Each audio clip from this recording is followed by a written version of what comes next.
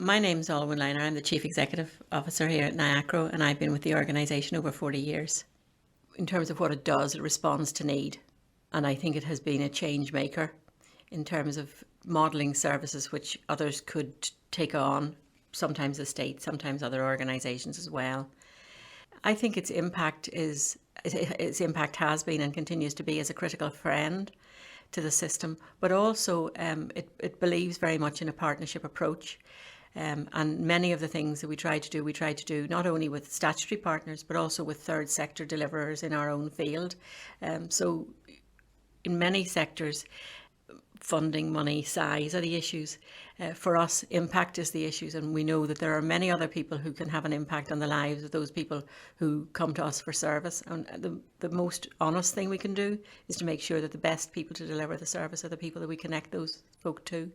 So being a critical friend of government and the statutory sector and being a very real connector for people are the two things that I think we do best. People began talking about a need for the organisation towards the end of the 60s. Big changes in legislation in England and similar changes were coming in here in Northern Ireland. And there was going to be an opportunity for organisations to play a role in resettlement.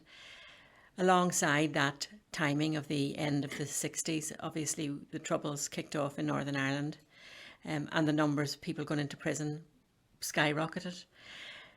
Interestingly, though, we had a focus on resettlement. Most people who were going through the courts and the processes at that time didn't consider themselves to be offenders, and so didn't really connect with the organisation. So the early years of the organisation, the growth was slow. Resources for an organisation like ourselves were limited, and I think the opportunities to do meaningful things were less. But there was a useful report that was published towards the end of the 70s that really looked for the first time at how we might stop young people getting into trouble and how we needed to focus more resources and skill in communities. And it was actually at that stage that I joined the organisation to run the organisation's first youth projects, and they were based in communities both in Belfast and in Derry. And over time we got further resources to develop those types of models. And we also looked at what was happening to young people, 17, 18, leaving school or having left school sometime before with few skills, and what was happening to them. And as a result of a piece of significant research that was done at that stage, the Department of Manpower Studies, as it was called at the time, was one of the first organisations not focused on justice to provide funding for a justice organisation to develop services to young people. So from those early roots, some services emerged. We were involved in visiting centres from early days, supporting prisoners' families to get to and from prison. And as time moved on, our focus on employment and on supporting families grew with our developed relationship with probation. And so we have a set of the types of services that we have today. Focus on families, focus on adults in the community, and still a focus on young people and children, and trying to actually reduce the likelihood of them getting caught up in the system overall.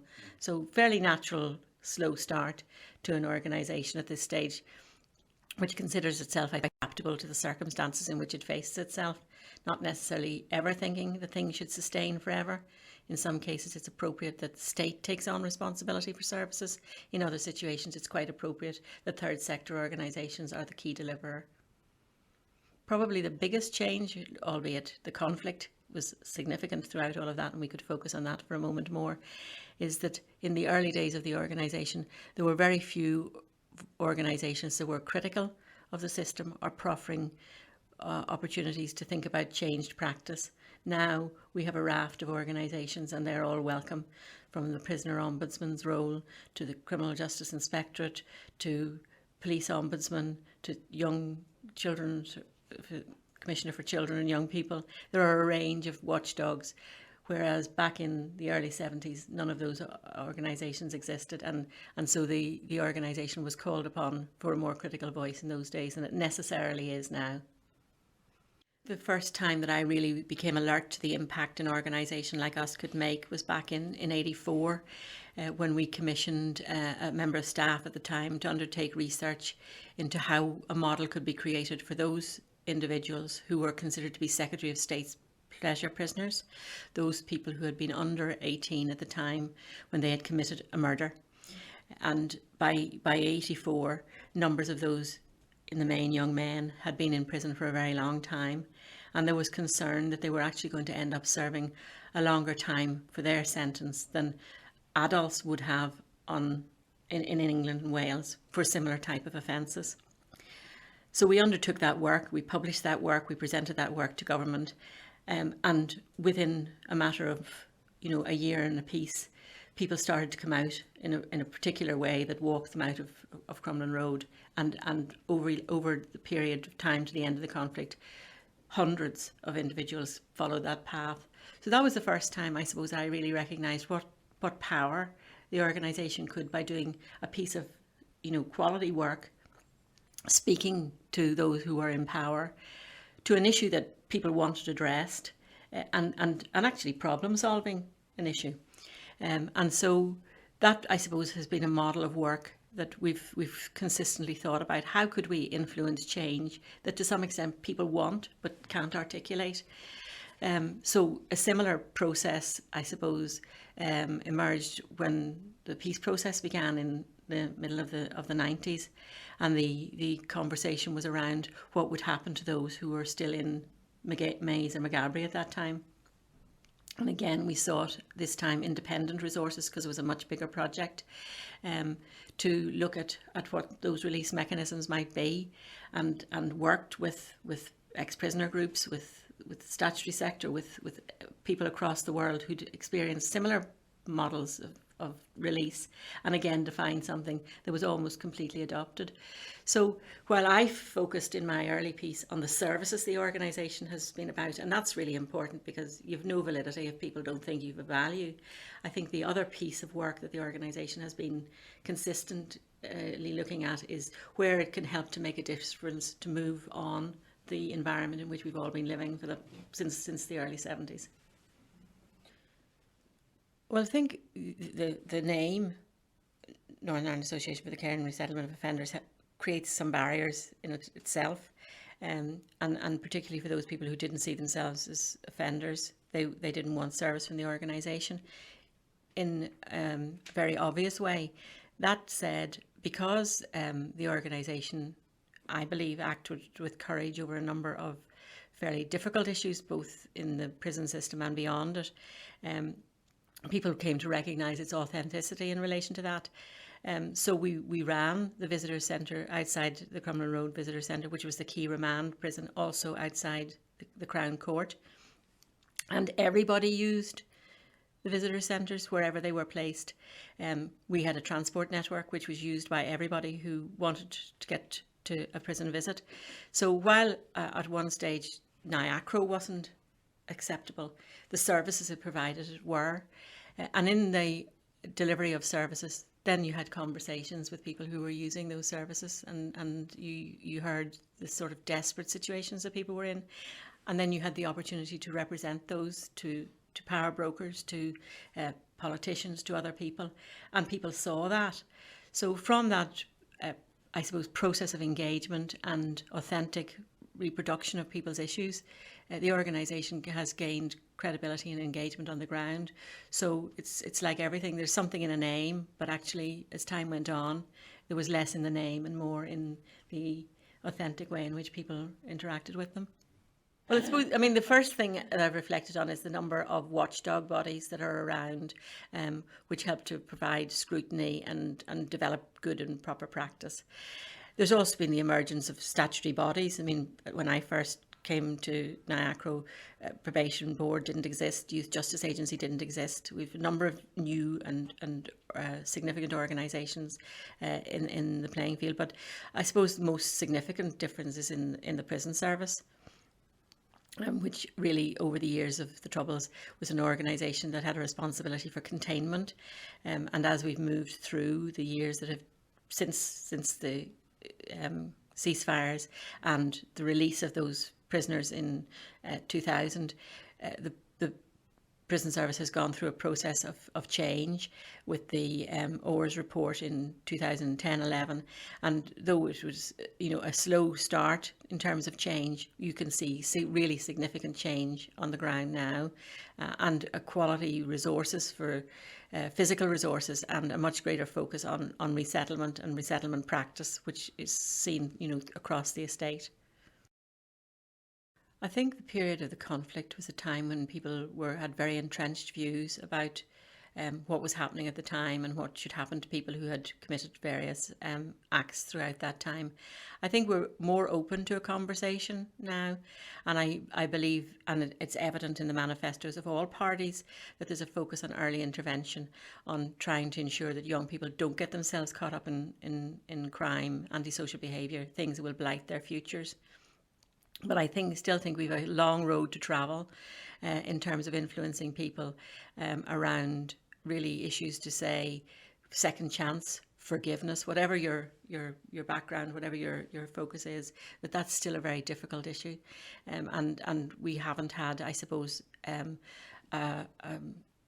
a body politic that has really been coalesced around that issue, and I think that's something that is an opportunity for the future, and it would affect how people's criminal records were dealt with. It would affect how the age of criminal responsibility was considered. Number of big thorny issues that we still haven't dealt with here, but a process of normalisation, which in time our politics will bring to us, will allow us to have more mature debates about those things. Well, I think that over time it's been different and at times difficult. We didn't have local politics for a huge period of the time that we're reflecting on here, and the organisation was always keen to make its voice heard, often through commissioning pieces of research and work, and then taking the opportunity to present those publicly, either through the media or through engagement with politicians. We took a very, I suppose, focused decision with the devolution of justice in 2010, that we would focus on attempting to influence as much as we possibly could the Justice Committee, and made many appearances in front of them. In fact, invited them to our headquarters and hosted one of their hearings on the premises here in Belfast. But it's always been important to be able to talk to those in power and influence. Whether we have that much success, if you look at any of the consultations we respond to, yes, sometimes we will see one or two of our items reflected, but many other people will be saying a similar thing. So NIACRO can't claim that alone. But the point about having an authentic voice, making sure that service users, those who we engage with, have the opportunity to make themselves heard. They do get the opportunity to feed into consultation responses, and particularly on ones that are very focused on service delivery. So a recent example would be in relation to visitor centre services, which the prison service consulted on in advance of going out for a procurement exercise, and also to do with the family strategy. We spoke to and reflected the thoughts and concerns of families when we were making our own application.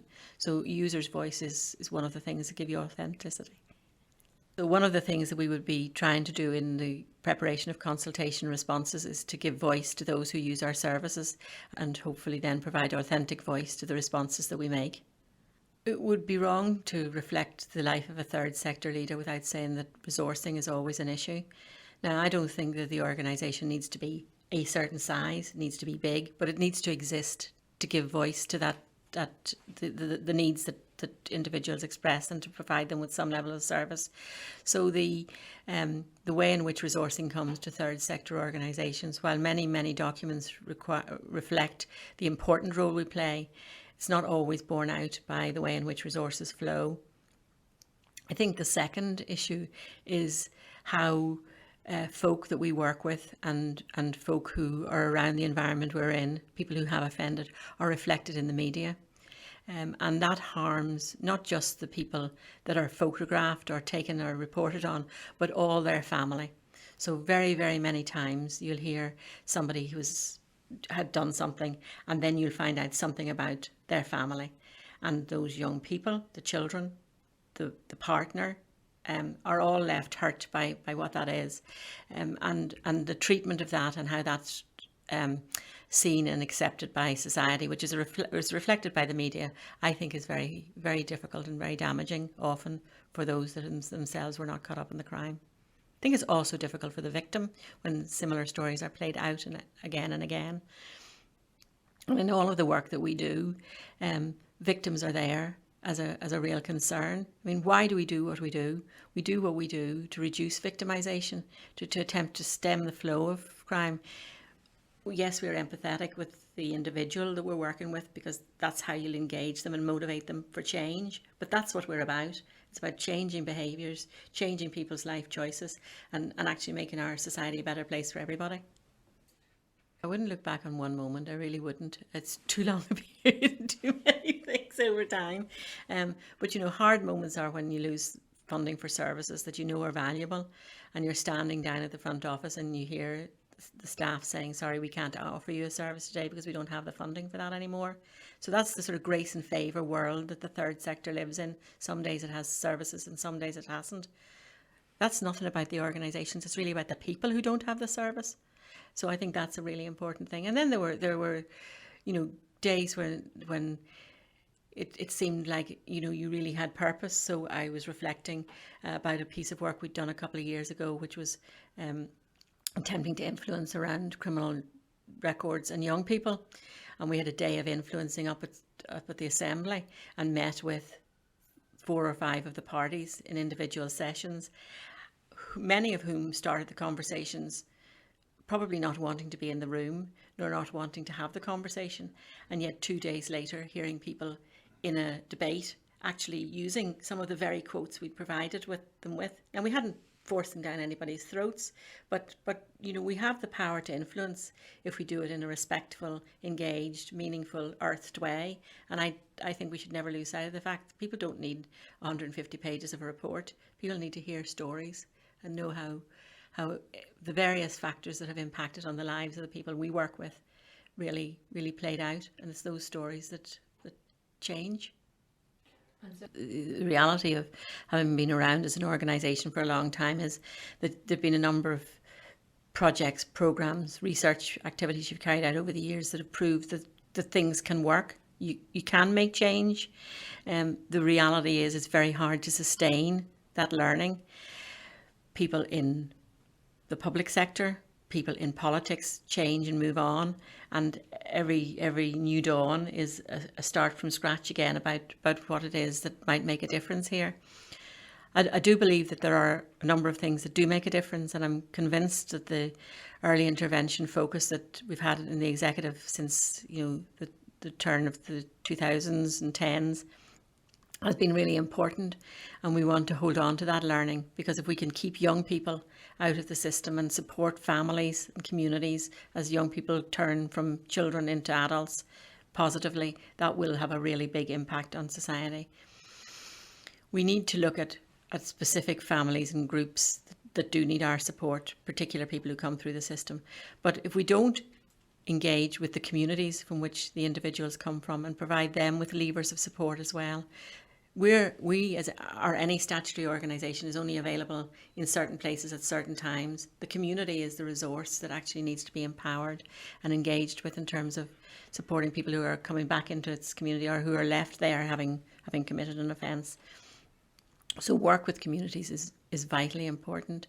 And then I think work with policymakers is really important, because parties hold views, but policy is made by governments, which is a bringing together of a whole range of views, particularly here in Northern Ireland. And we need to have a much more engaged and more honest debate. And I think quite often when conversations are had at committees or even in settings, they're more adversarial than they need to be. And we need actually to attempt to listen to each other and see what it is that would really make a difference. Because most people want to make a difference. That's why they're in any range of life in the public sector. And we need to be able to listen to each other. But we also need to be able to put it across our case in a cogent way.